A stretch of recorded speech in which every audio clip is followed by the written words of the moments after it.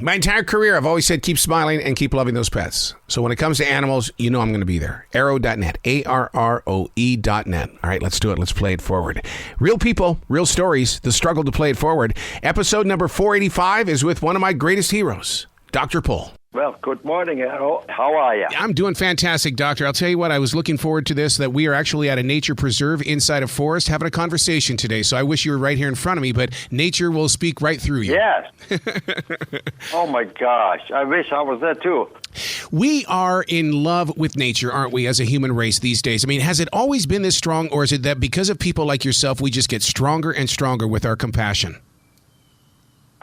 I think it's just the more you work with animals, the more you love them, and the more it brings you back to nature, because animals give so much to humans, and it doesn't make any difference what animal it is. Now, being from the Netherlands, and you're looking at how Americans treat their animals, are we weird with the way that we almost humanize the animals? Yes, and I think that's a little bit too much. Mm-hmm. Animals are still animals. And people are talking about animal rights. I call it animal welfare, because with rights comes responsibilities. And you cannot tell an animal what the responsibility has. So they have, welfare. We have to take care of animals the best we can. And this is what, comes through with the show, where yes, do the best you can to keep the animals healthy.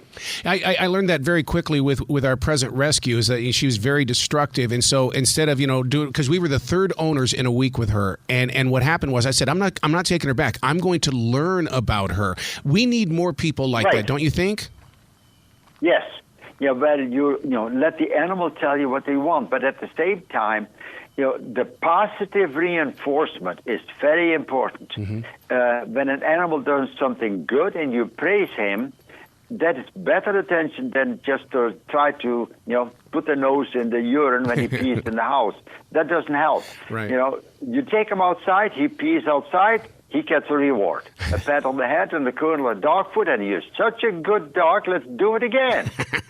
Well, I also heard that if you rub a dog's tummy saying, good girl, that she actually takes that as a very positive message. Yes, exactly right. And like I said, positive reinforcement works all the time.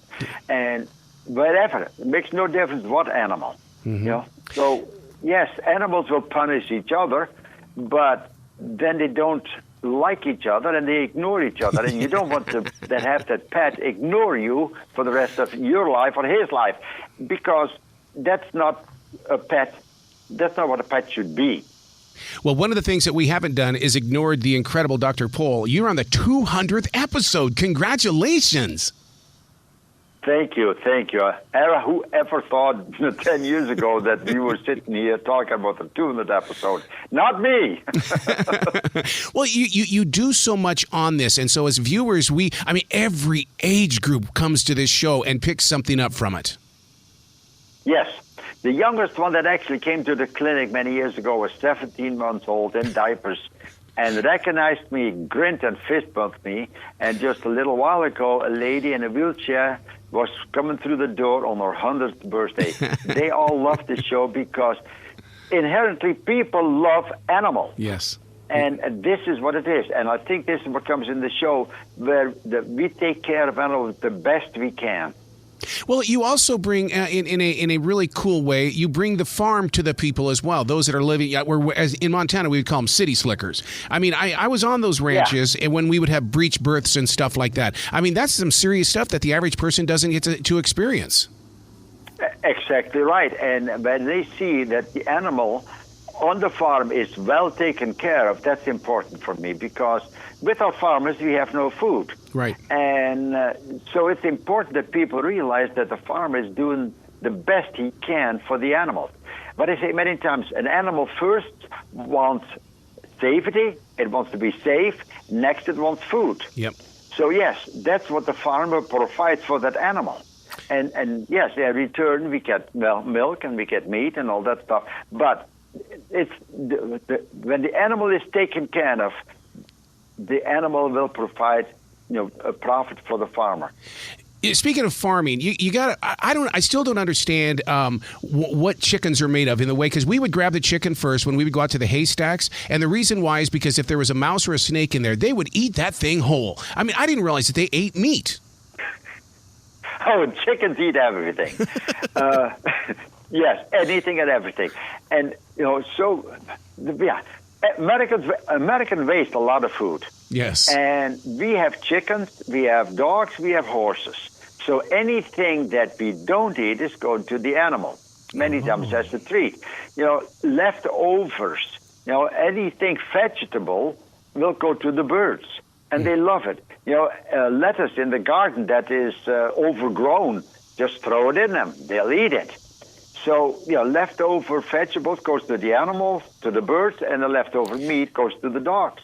Speaking of birds, we've gone a little overboard on these parrots and things that are living 75 to 80 years. I mean, as it is now, I've been with mine for 31 years. I'm getting to that age where it's like, who do I will this off to? But that's the thing. Because that animal, that parrot, that cockatoo, and all these animals are bonding with one person. Mm-hmm. So if you want to will it to the next one, he'd better come over and start bonding with this bird before you pass on. Yep. Otherwise, these birds become completely neurotic. And I've seen big cockatoos that are bald because when they get frustrated, they start pulling feathers. Yep. And this one had only feathers around his head. And you feel so sorry for the animals because they lost a loved one. Yeah. And you're so right about that, because my blue crown conure, he controls me. And it's because I love him so much. But he's in total control of me. That is so common. I get home. We have a cat that's now about 12 years old. It's a Siamese. And she comes to me and then starts walking away from me because I have to sit in the chair and I have to lean back and put the footrest up so she can sit on that and I can pet her.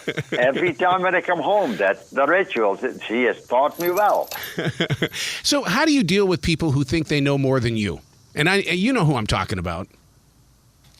It doesn't bother me. Let them tell me. I always learn from anybody. If there's anything better, tell me. I'll do it the next time that way. But, sometimes I can improve, but they tell me too. So, yes, if there's anything, I always listen to them. Wow. So on the 200th episode, anything special happening? You guys going to be throwing a big cake, or what's happening on the tube? I don't know exactly what the party is going to be, but on TV you'll see Diane, Charles, and I together reminiscing about the last 10 years and look at some cases that stood out one way or the other. And I think one of the cases is also where we tried to pull this calf in 104 temperature in the barn. And honestly, I was soaking wet with sweat, and it was fun when it came out alive. So those things, a little bit of everything.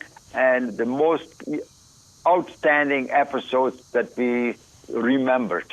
See, that you talking about the barn and stuff like that brings back so many childhood memories, because I remember getting off the horse and thinking that I was going onto dry land. It was a pile of horse manure. I sunk all the way to the bottom in a heartbeat. But that's farm life. Oh, that's normal. Yeah, but it washes off. But it's just one of those things that you carry with you all the time.